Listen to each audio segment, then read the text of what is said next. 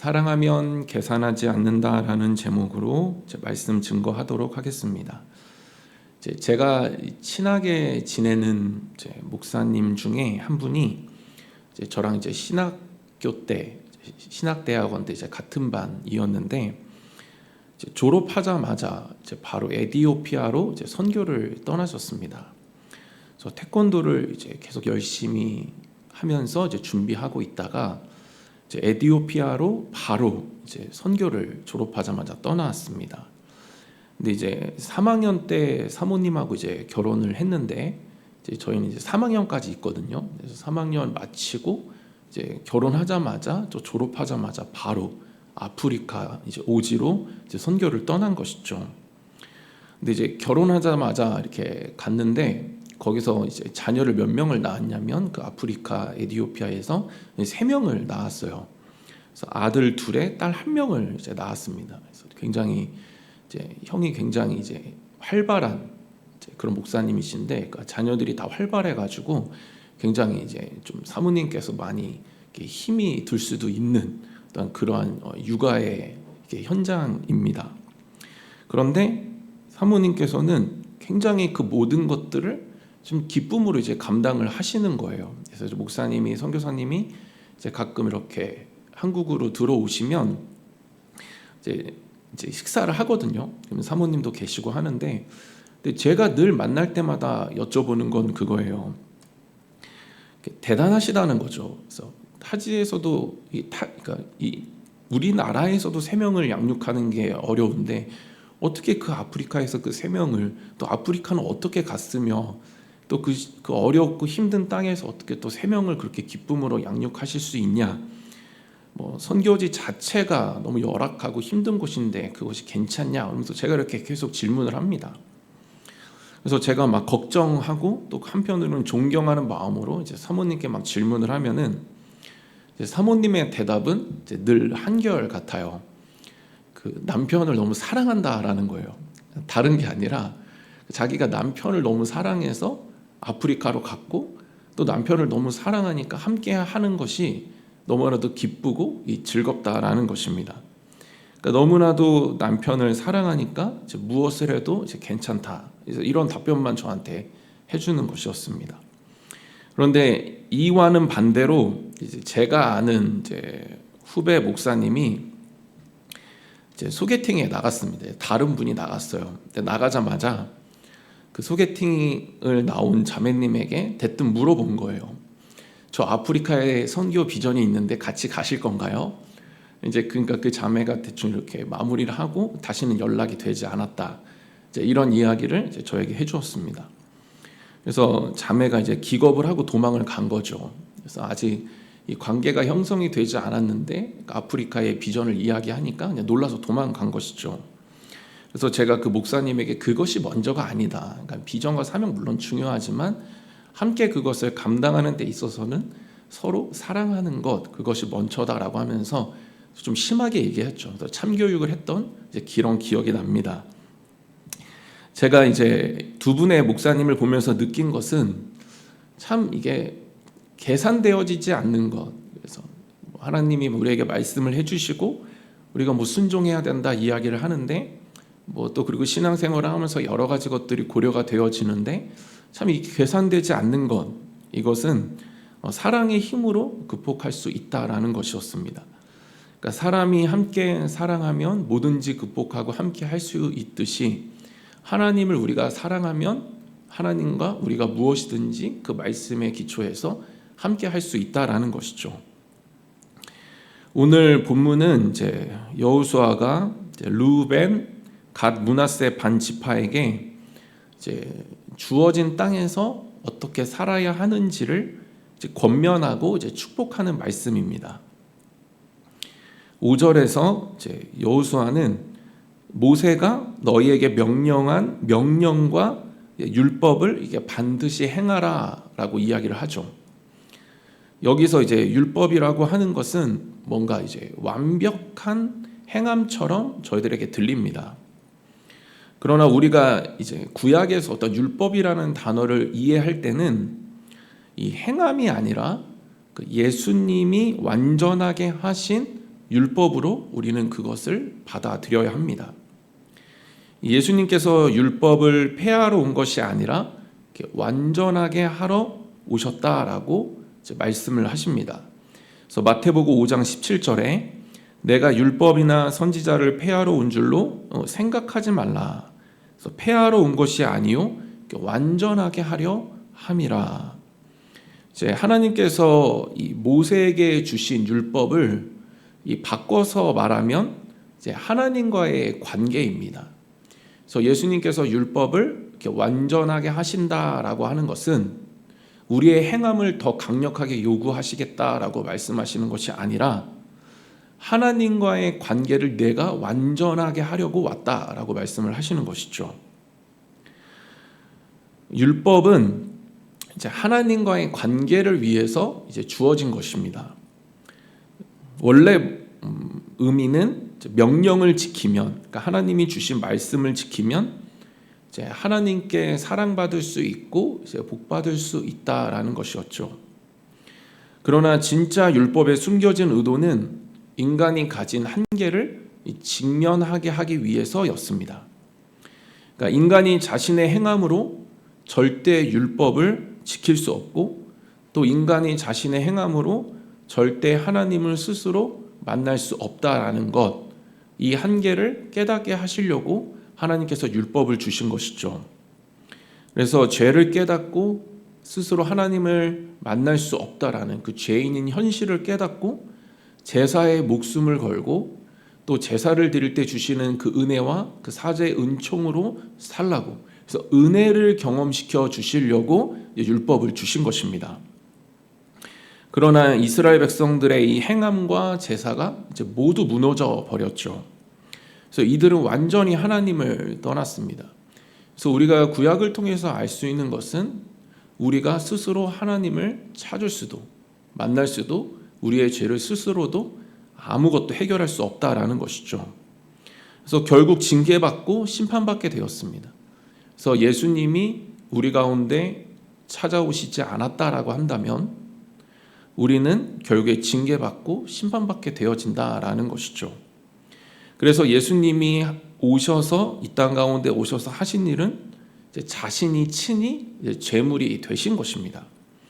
그래서 히브리서 7장 27절에 그는 저 대제사장들이 먼저 자기 죄를 위하고 다음에 백성의 죄를 위하여 날마다 제사 드리는 것과 같이 할 필요가 없으니 이는 그가 단번에 자기를 드려 이루셨음이라.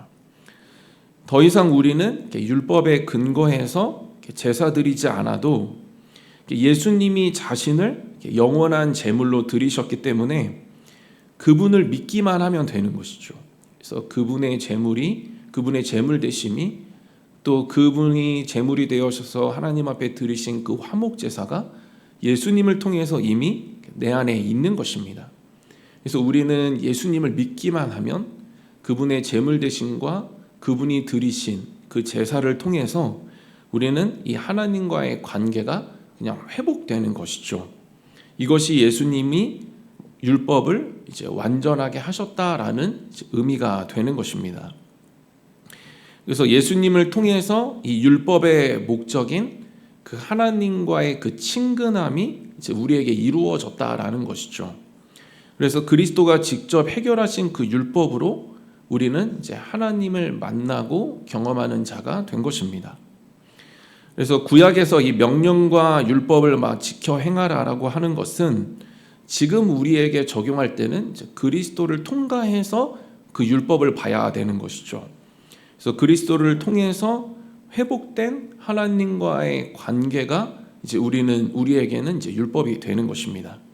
그래서 말씀을 잘 지키지 못해도 뭔가 행함을 더 강하게 하고 그것으로 살아내야 하는 것이 아니라 여전히 나는 하나님 관계 안에 예수님이 직접 제물 되심으로 내가 있다라는 것, 이것을 믿고 그 화목 제사 안에 동참하여서 하나님과의 친근함 안에 있는 것, 이것이 바로 예수님이 완전하게 하신 이제 율법이 되는 것입니다.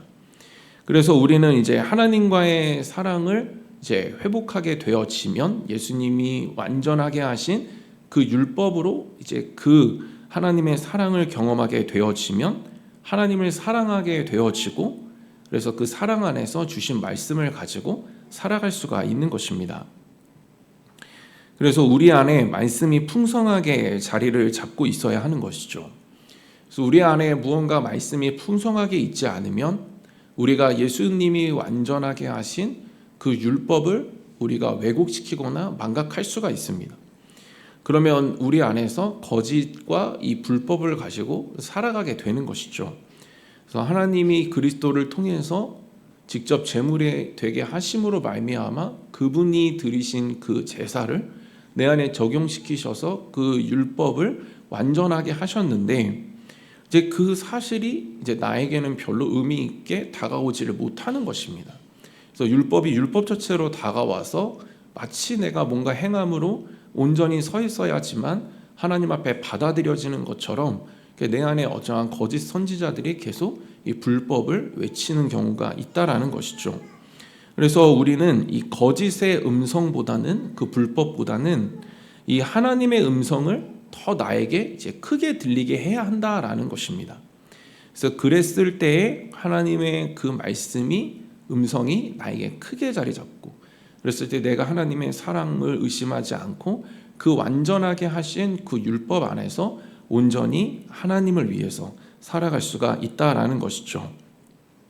오늘 이제 이것을 먼저 말씀드린 것은 이 관계가 먼저 형성이 되어져야 하는 것입니다. 이것이 되어야지만 우리는 이제 말씀을 지키고 또 그렇게 하나님의 뜻 가운데서 살아갈 수가 있는 것이죠. 그래서 오늘 본문 5절에서 여호수아가 당부를 합니다. 그러니까 말씀을 잘 지켜서 행하라라고 당부를 하죠. 그러면서 이제 여호와를 사랑하라라고 합니다. 근데 5절에서 이 명령, 율법 모두 같은 의미입니다. 그래서 다시 말하면 이제 우리에게 적용하면 하나님의 말씀이죠. 그러니까 말씀을 잘 지켜 행하면 이것이 이제 하나님을 사랑하는 것이다라고 하는 것입니다.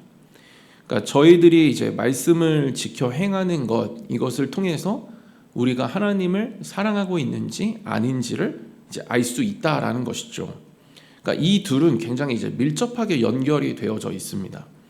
그래서 예수님께서 이렇게 말씀하셨습니다. 요한복음 14장 15절에 너희가 나를 사랑하면 나의 계명을 지키리라. 그래서 계명을 지키는 것이 우선이 아니라 사랑하면 계명을 지킨다. 그러니까 계명을 지키는 건 계명을 사랑하는 것이죠. 그러니까 하나님의 말씀을 보고 삶에 적용해서 살아갈 때 이제 우리가 먼저 되어져야 하는 것은 이 말씀이 내 삶의 율법이 되지 않기 위해서는 하나님을 사랑하는 것, 이것이 먼저 되어져야 한다라는 것이죠. 그래서 다윗도 이렇게 고백했습니다. 시편 119편 47절에 내가 사랑하는 주의 계명들을 스스로 즐거워하며, 그래서 내가 사랑하는 주의 계명들, 그래서 하나님을 사랑하니까 하나님의 음성을 사랑하게 되어지고, 그러니까 그 음성에 순종하면서 그 사랑을 이제 표현하는 것이죠. 그래서 계명을 스스로 이렇게 즐거워한다라는 것은 하나님의 말씀을 지키면서 이 살아가는 것에 있어서 즐거움을 느낀다라는 것입니다. 그래서 계명을 사랑하는 것은 그의 말씀을 사랑하는 것이고, 그 말씀을 사랑한다는 것은 말씀한 그 대상을 사랑한다라는 것이죠. 그래서 요한일서 5장 3절에 하나님을 사랑하는 것은 이것이니 우리가 그의 계명들을 지키는 것이라. 그래서 그의 계명들은 이 무거운 것이 아니로다. 그래서 계속해서 성경에서 말하는 패턴은 이 말씀을 지키는 것이 율법이 되지 않기 위해서는 하나님을 먼저 사랑하는 것, 이것을 먼저 이야기를 합니다. 그래서 하나님을 우리가 사랑할 수 있는 것은 하나님이 먼저 우리를 사랑해 주셨고, 그렇기 때문에 그것이 너무나도 감사해서 우리는 자연스럽게 마땅히 하나님을 사랑하게 되어지는 것이죠. 그래서 하나님을 사랑하면 그 음성이 그립게 되어져 있습니다. 그래서 우리가 사람과의 관계 속에서도 서로 사랑하면 그 사람의 음성이 그리운 것이죠. 그래서 가까이 하게 되고, 그래서 그 음성을 듣고 이제 그대로 그것을 해주는 것입니다. 그것이 바로 사랑하는 관계 속에서 나타나는 것이죠. 별로 그것이 무겁게 느껴지지 않습니다. 그래서 자연스러움 속에서 그냥 너무나도 사랑하기 때문에 더 무엇을 해줄까 고민하고 생각하게 되는 것이 이 사랑의 관계라는 것이죠. 그래서 성경을 읽고 또 이 말씀을 순종하는 이 문제는 이벤트로 잘 되지가 않습니다. 제가 소그룹으로 이렇게 모여서 이렇게 훈련을 지금까지 계속 교회마다 이제 부목사로 있을 때 했는데, 이제 열 몇 명씩 이렇게 이제 소그룹으로 모여서 하는 것이죠. 훈련을 하는데 6개월, 4개월에서 6개월 정도 합니다. 그래서 교재를 가지고 하는데 과제가 굉장히 많아요. 새벽 예배도 드려야 되고 성경도 읽어야 되고 예배마다 다 참석해야 되고 엄청 많습니다. 책도 일주일에 2권씩 읽어야 되고 엄청 많아요. 근데 처음에는 이제 저도 이제 이렇게 마음이 앞서다 보니까 굉장히 좀 강압적으로 이렇게 했습니다. 그래서 숙제 못했다고, 과제 못했다고 막 정죄하고 막 이렇게 했어요. 강압적으로 했는데 제가 이제 그렇게 훈련을 하고 나서 이렇게 딱 끝나고 나서 이제 수료를 하고 나서 딱 그 사람들의 삶을 보는데 전혀 좋아진 게 없는 거예요. 그래서 제가 느꼈어요. 이게 왜 이렇게 강압적으로 하고 훈련 받는 거는 체질을 만드는 시간이니까 그렇게 해야 되는 거 아닌가, 그렇게 생각이 들어서 좀 의아하는 중에 이제 점점 저의 이제 사역 속에서 깨닫게 되어지는 것은 이것이 사람을 변화시키는 것이 아니다라는 것이었어요. 강압적으로 율법적으로 하는 것이 사람을 변화시키는 것이 아니다라는 것을 제가 알게 됐습니다. 그래서 사람을 변화시키는 힘은 사랑에 있다라는 것이죠. 그래서 계속해서 율법적으로 제시하고 그 율법을 잘 지키는 것을 자꾸 훈련하게 되면 이제 무서운 괴물이 되는 것이죠. 체질화를 시키는 것은 이제 강압적인 분위기에서 이루어지지 않는다라는 것입니다. 그것을 계속해서 꾸준하게 또 반복할 수 있는 그러한 편안한 환경이 조성이 되어져야 한다라는 것이죠. 그래서 제가 강압적으로 훈련을 했을 때 그 훈련이 딱 끝나면 완전히 그 훈련하기 전보다 더 밑바닥으로 떨어집니다. 왜냐하면 쉬고 싶은 거예요. 지쳤거든요. 율법으로 살아가는 삶에 너무나도 많이 지쳐서 그 삶을 아예 놔버리는 경우들이 이제 종종 보였습니다. 그래서 제가 이제 여러 가지 것들을 깨닫고 이제 그리스도의 사랑, 하나님의 사랑, 이 복음을 계속해서 이야기했어요. 그래서 조금 처음에는 느리더라도 그 사람들이 훈련을 받는 사람들이 훈련을 하겠다고 하면서도 잘 하지 못함에도 불구하고 계속 그냥 하나님의 사랑과 그리스도의 사랑을 이야기하고 복음을 이야기하고, 그리고 우리가 서로 어떻게 용납하고 이해해야 되는지, 예수 그리스도의 사랑을 우리가 어떻게 서로 경험해야 되는지에 대해서 계속 그것만을 진짜로 계속 얘기했어요. 그런데 한두 달이 지나기 시작하니까 이제 간증이 막 들려오기 시작하는데, 그 중에 하나가 뭐냐면 배우자, 그러니까 저는 이제 주로 남자반을 했는데 이제 여자 집사님들이 저에게 연락을 하는 거예요. 그래서 지나가다가 막 만나면서 막 갑자기 빵 같은 걸 막 주면서 롤 케이크를 주면서 감사해요 목사님, 막 그래서 제가 한 게 없는데 뭐가 감사하다는 거냐라고 하면은 우리 남편이 집에서 변했다라는 거예요. 아이들한테 하는 말투나 이런 것들이 많이 변했대요. 그리고 또 이제 저희들이 막 모여서 이제 막 시간이 지나면 지날수록 이분들이 이제 남자분들이니까 막 직장 생활을 하잖아요. 그러니까 직장 생활을 하는데 이제 거기서 동료들이나 아니면 사장님도 있어요. 사장님이 밑에 부하 직원들이 이제 말하는 그런 어떠한 것들이 이제 저희 간증을 막 해주시는 거예요. 그러면서 사장님 눈빛이 변했어요. 사장님 말투가 변했어요. 이런 얘기를 들었다라고 하면서 이제 저한테 막 간증을 해주는 거예요.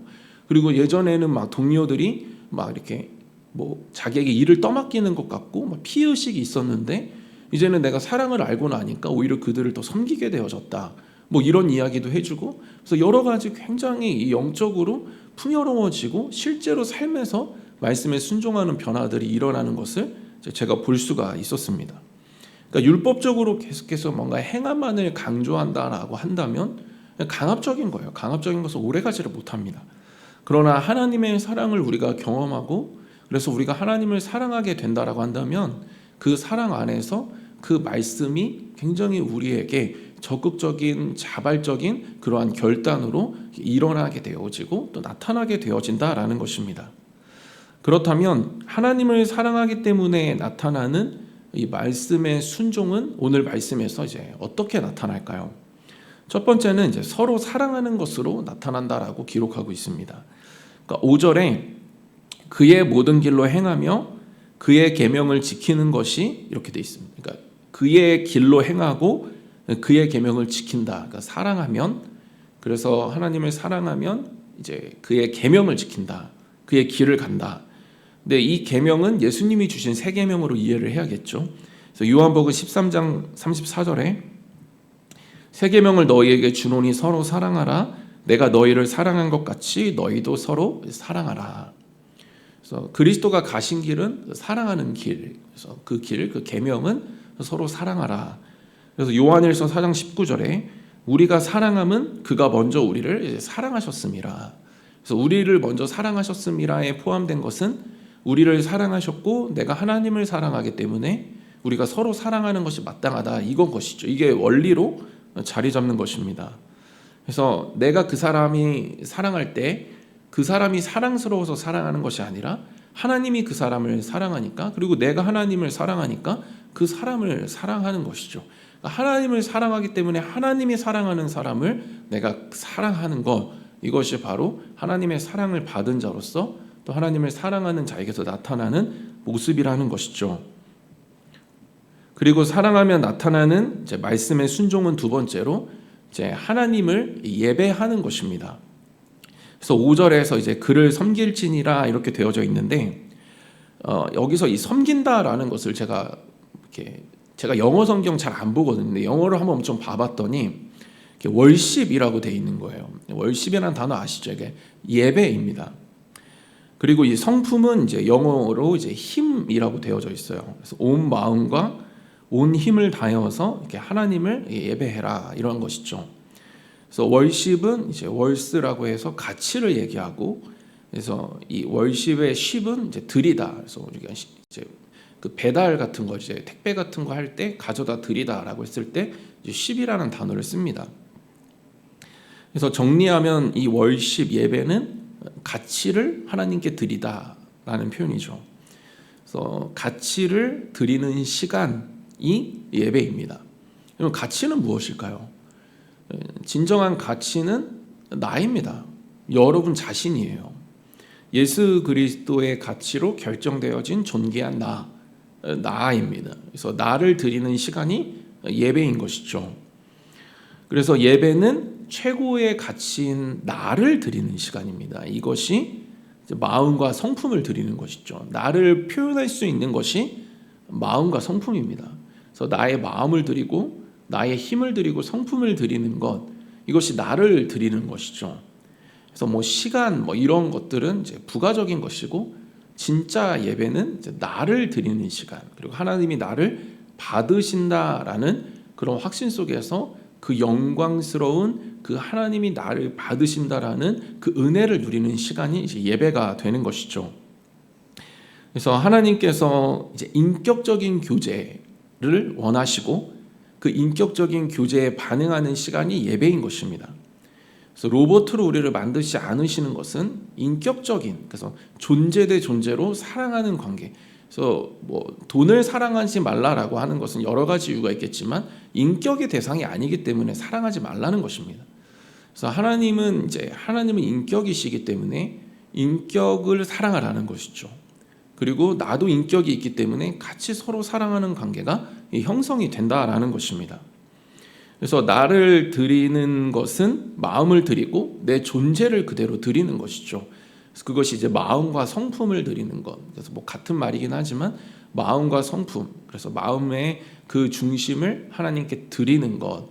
그 나의 힘, 나의 뭐 여러 가지 것들을 이제 하나님 앞에 온전히 이렇게 집중하는 것. 이것이 이제 예배가 되는 것이죠.